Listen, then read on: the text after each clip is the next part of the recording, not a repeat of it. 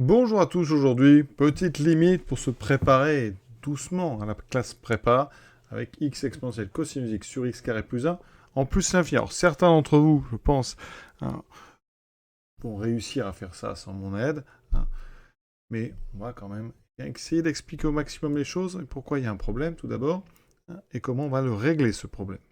Tout d'abord, ce qui est important vraiment de comprendre, c'est que cosinus x n'a pas de limite en plus l'infini et d'ailleurs en moins l'infini, donc vous ne pourrez pas ici utiliser des compositions de limites, des produits, des quotients, etc. quand on a le cosinus. Donc on va passer par une autre méthode, et ça va faire appel la plupart du temps au théorème des gendarmes, autrement dit ce fameux théorème d'encadrement, et aussi le théorème par comparaison. Donc qu'est-ce qu'on fait avec ce cosinus? Alors tout d'abord, vous savez que quel que soit x, hein, donc pour tout x,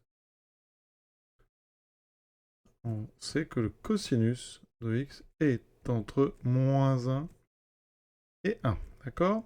Et donc, ça veut dire que par croissance de l'exponentielle, hein, et là il faut vraiment rédiger exponentielle et donc croissant, alors comme je vais garder des inégalités larges, je n'ai pas besoin d'écrire strictement croissant. Si vous voulez garder des inégalités strictes, il faut avoir de la stricte croissance.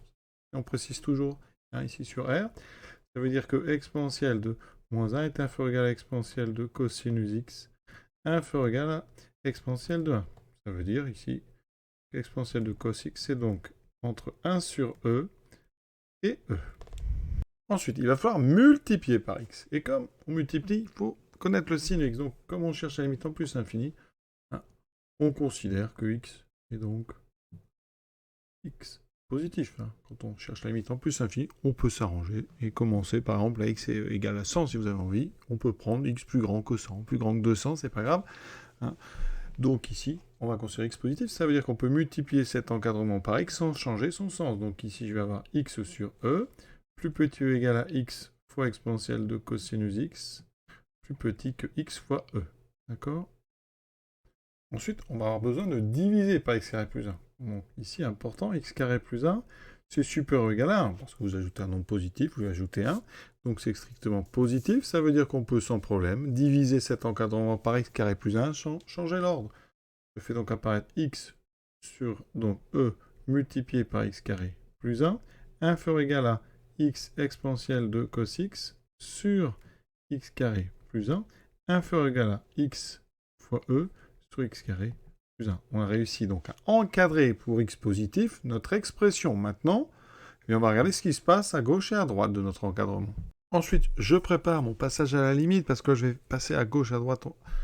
On va passer x vers plus l'infini, d'accord? Donc ici, qu'est-ce qu'on a? On a les factorisés en bas par x carré des deux côtés, donc on a une petite simplification ici, donc le carré va disparaître ici, simplification, le carré disparaît, je peux le faire, hein. X est non nul, j'obtiens ceci. Ensuite, je regarde la limite maintenant. Là, dans les parenthèses, quand x tend vers plus l'infini, 1 sur x carré tend vers 0, donc ça tend vers 1. D'accord? Ça veut dire qu'ici, mon dénominateur, comme x tend vers plus l'infini, hein, le dénominateur tend donc vers plus l'infini, en plus l'infini. Donc quand on inverse, eh bien, ça veut dire ici que le membre de gauche, ici, hein, il tend vers donc 1 sur quelque chose qui tend vers plus l'infini, ça tend vers 0 quand x tend vers plus l'infini. Bien sûr, on ne rédige pas ça sur une copie, on détaille. De l'autre côté, on a donc le même 1 sur 1 plus x2 qui tend aussi vers 1. On ajoute, enfin on multiplie donc par x, ce produit ici, hein, comme le produit de EX par quelque chose qui tend vers ça tend vers donc plus l'infini, pareil ici, donc c'est là, donc plus l'infini, et on inverse, donc en inversant ça tendra, en haut on a une constante, en dessous on a plus l'infini, c'est-à-dire que à droite, ça va tendre vers 0 quand x tend vers plus l'infini, et là on utilise donc ce fameux très important donc théorème d'encadrement, ou théorème des gendarmes. Et donc, cette expression étant encadrée par deux expressions qui tendent vers 0 quand x tend vers plus l'infini, elle tend elle aussi vers 0 quand x tend vers plus l'infini. Donc la limite qu'on cherchait, c'était donc 0. Vous voyez? Important ce terme de gendarme. Surtout pour régler les cas, on a du cosinus ou du sinus. Voilà. À très bientôt.